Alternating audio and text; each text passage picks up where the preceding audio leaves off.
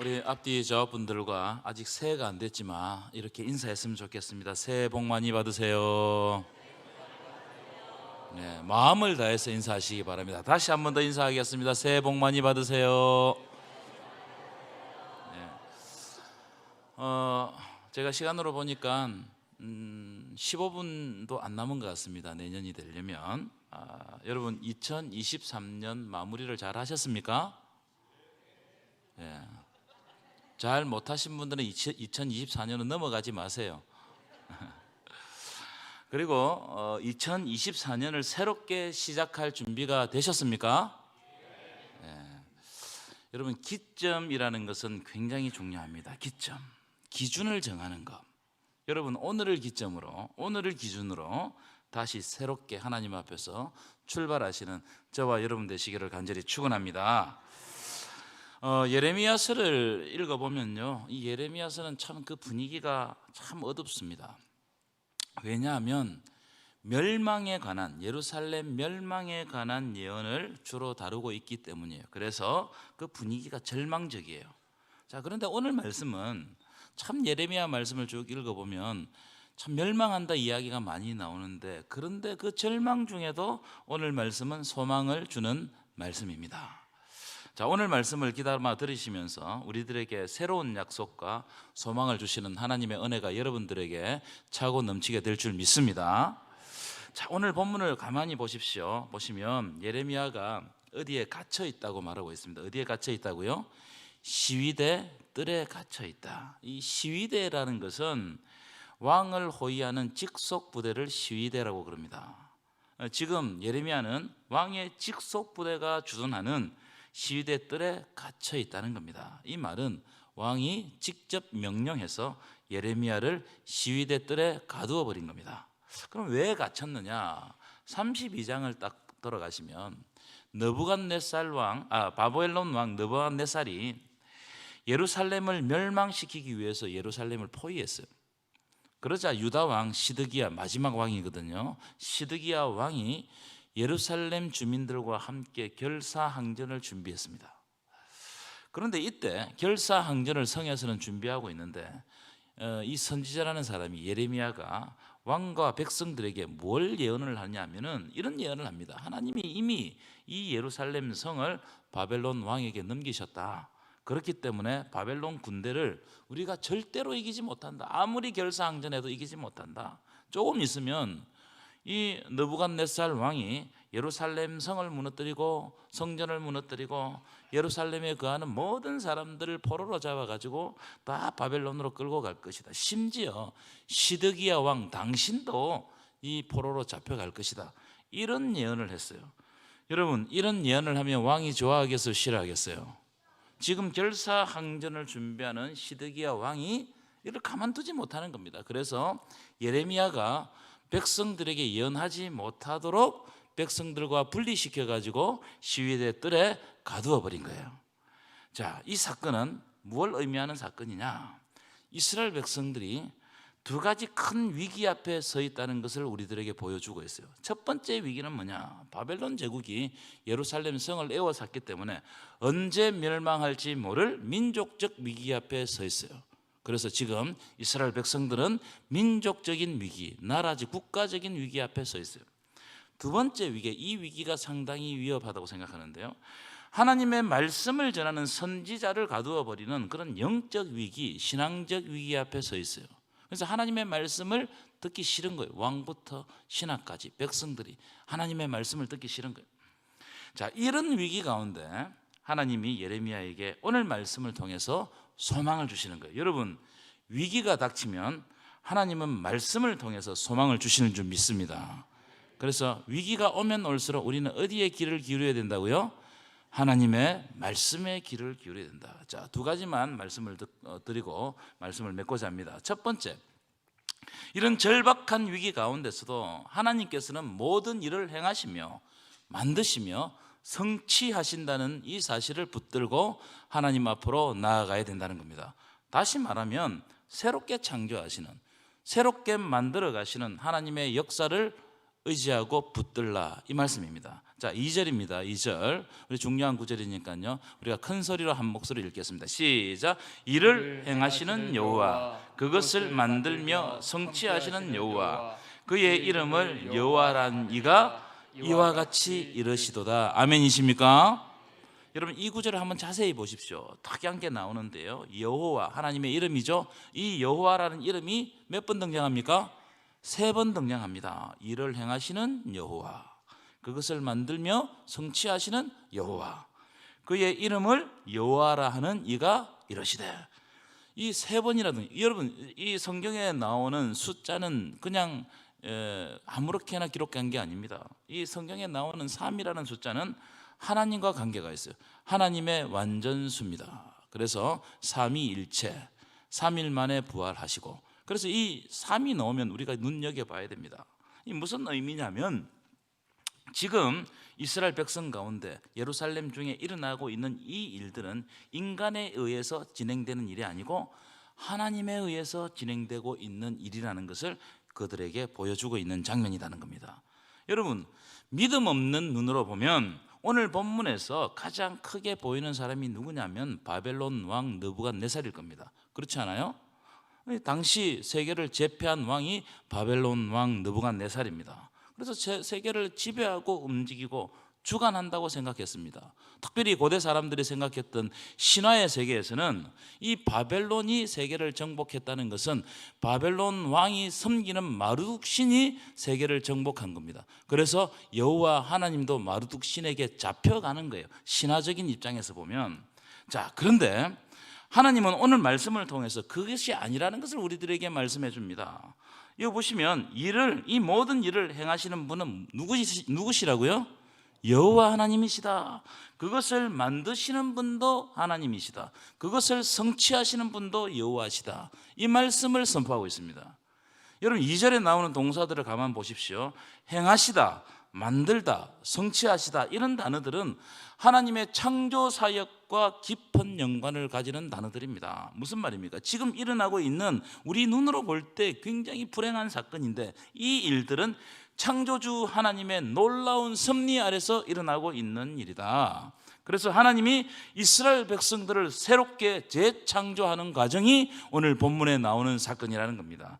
그래서 두려워할 필요가 없다고 선지자가 선포하고 있는 겁니다. 여러분, 우리를 만드시는 하나님께서 우리를 다시 빚는 이 재창조의 과정은 우리에게 있어서는 너무나 힘든 과정입니다. 왜냐하면 하나님이 원하시는 대로, 창조자가 원하시는 대로 깎고 다듬고 두들기고 새로 만들기 때문에 깎임을 당하고 다듬을 당하고 두들김을 당하는 우리들은 이것을 당할 때마다 굉장히 고통스럽습니다. 그렇지만 이 과정을 거치지 않으면 절대로 좋은 작품이 나올 수 없어요. 위대한 신앙이 나올 수 없습니다. 때때로 우리의 삶 가운데 하나님이 만지셔서 고통스러운 순간들이 있습니다. 여러분, 그러면 하나님께서 여러분을 만지신다는 사실을 믿으시고 인내하시는 저와 여러분 되시기를 간절히 축원합니다. 사도 바울이 예루살렘에서 복음을 전하다가 사로잡혀서 로마로 압송됩니다. 이 사도 바울은 로마로 압송된 것은 복음을 전한 죄밖에 없었어요. 그런데 사로잡혀서 압송되었습니다. 이 로마로 가다가 유라굴로라는 큰 광풍, 지금 우리로 말하면 태풍을 만납니다. 그래서 그 바다에서 14일 동안 표류해요. 죽음과 같은 바다에서 이리 떠밀리고 저리 떠밀리고 막 정말 사경을 헤맸습니다. 근데 이 장면을 사도행전 기자가 뭐라고 표현을 하냐면은 구원의 여망마저 없어졌더라. 살 소망이 없다 이 말이에요. 이제 곧 죽는다 이 말입니다. 그런 소망이 없는 그때 사도 바울이 하나님의 말씀을 듣습니다. 그래서 그 말씀을 듣고 배 가운데 서서 두려움에 사로잡힌 사람들에게 하나님의 말씀을 선포합니다. 뭐라고 말씀하느냐? 자, 사도행전 27장 23절부터 25절 말씀인데요. 우리 한 목소리를 읽어보겠습니다. 시작. 내가 속한 바 곧 내가 섬기는 하나님의 사자가 어젯밤에 내 곁에 서서 말하되 24절 시작. 바울아 두려워하지 말라. 네가 가이사 앞에 서야 하겠고 또 하나님께서 너와 함께 항해할 자를 다 내게 주셨다 하셨으니 그러므로 여러분이여 안심하라. 나는 내게 말씀하신 그대로 되리라고 하나님을 믿노라. 아멘이십니까? 내게 속한 바, 내가 섬기는 전능하신 하나님이 살 소망이 우리들에게는 없지만, 우리 눈으로 볼 때는 죽을 수밖에 없지만 두려워하지 말라라고 말씀하셨다는 겁니다. 왜냐하면 바울이가 가이사 로마 황제 앞에 서야 하기 때문에 이 배와 이 배에 탄 모든 사람들을 바울 너에게 주겠다는 겁니다. 무슨 말입니까? 이런 풍랑이 닥쳐도 걱정할 거 없다. 왜냐하면 하나님의 계획에 의하면 너는 황제 앞에 서야 되기 때문에 하나님이 너를 지켜줄 것이고, 그렇기 때문에 너는 이 풍랑 가운데서도 안전하다 이 말입니다. 여러분, 이 풍랑이 황제 앞으로 인도하는 거예요. 우리는 풍랑을 당할 때 적지 않게 당황합니다. 그런데 하나님은 이 풍랑 인연하여서 하나님이 원하시는 사람으로 우리를 만들어 가실 줄 믿습니다.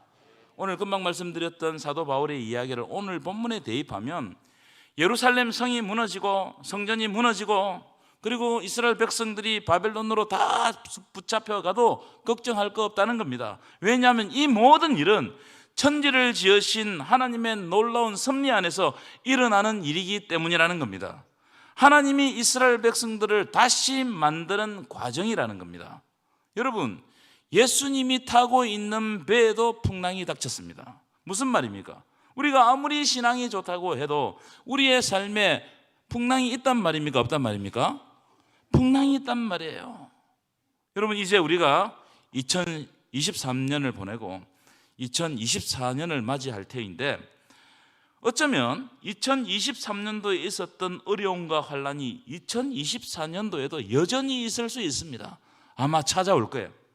그러나 여러분, 두려워하지 마시기 바랍니다.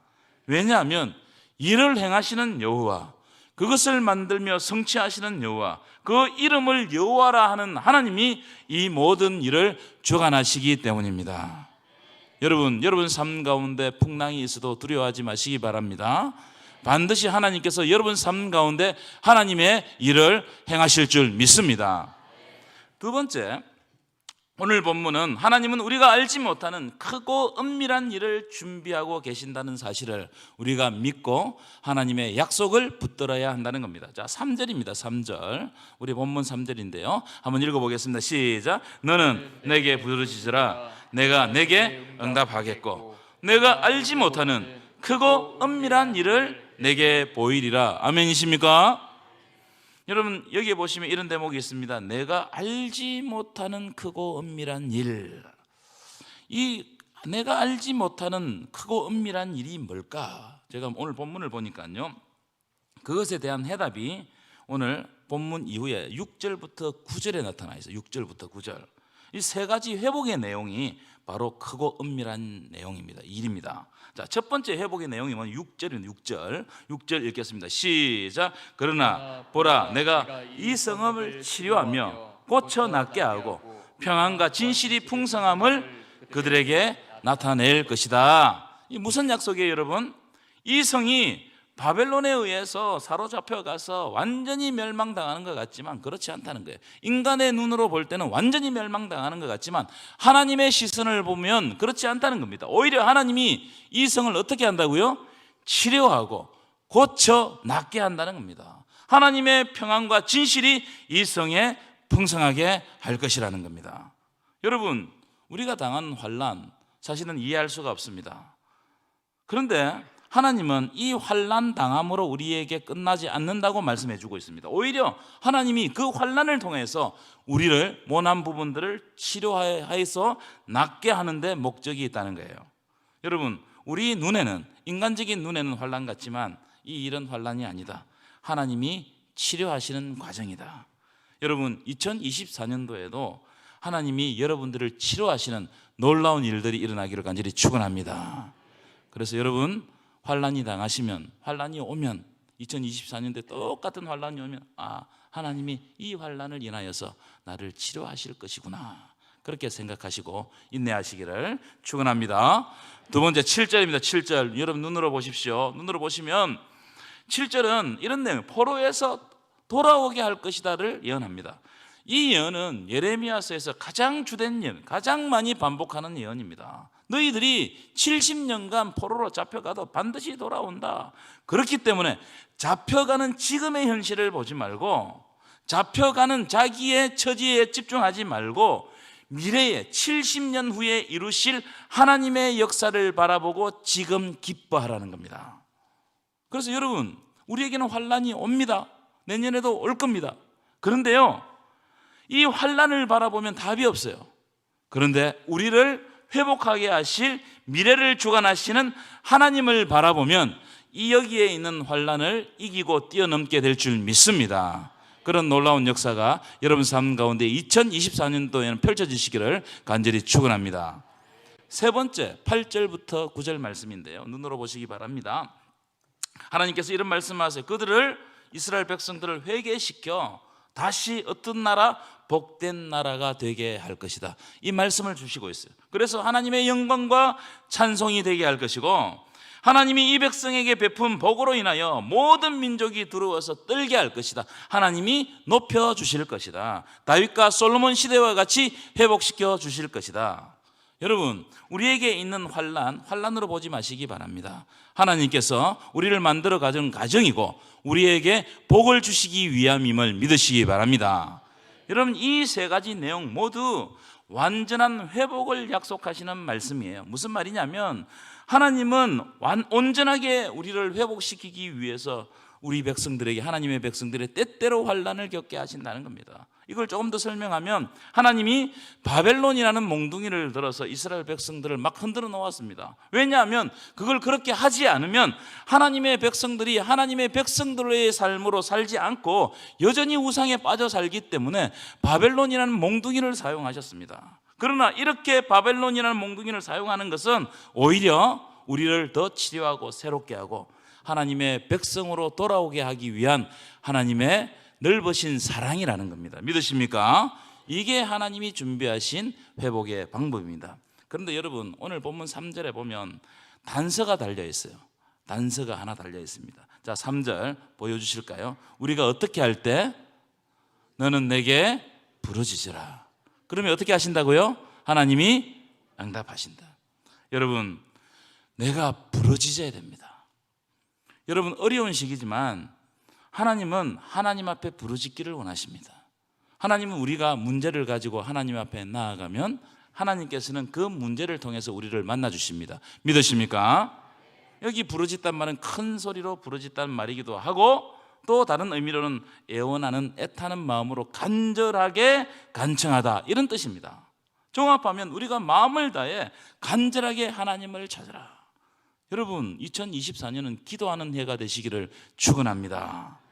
그래서 여러분들에게 문제가 있을 때마다 하나님 앞에 여러분의 심령을 토하고 하나님을 만나시고 하나님 앞에 부르짖으시고 문제를 통하여서 하나님을 경험하시고, 그래서 하나님의 응답을 받는 귀한 2024년이 되시기를 간절히 축원합니다. 그렇게 하면 하나님이 크고 엄밀한 일을 우리의 삶 가운데 밝히 보여주실 줄 믿습니다. 기도하시겠습니다. 우리의 삶을 책임져 주시는 하나님 아버지, 우리가 2023년을 보내고 2024년을 새롭게 맞이하는 이 시간에 하나님 앞에 제단을 쌓고 예배를 드립니다. 하나님, 우리의 예배를 받아주시고 2024년에는 하나님께서 하나님께 모든 것을 맡기게 하시고 이 어려운 시기를 극복할 수 있도록 하나님이 인도하시고 보호하시고 역사하여 주옵소서.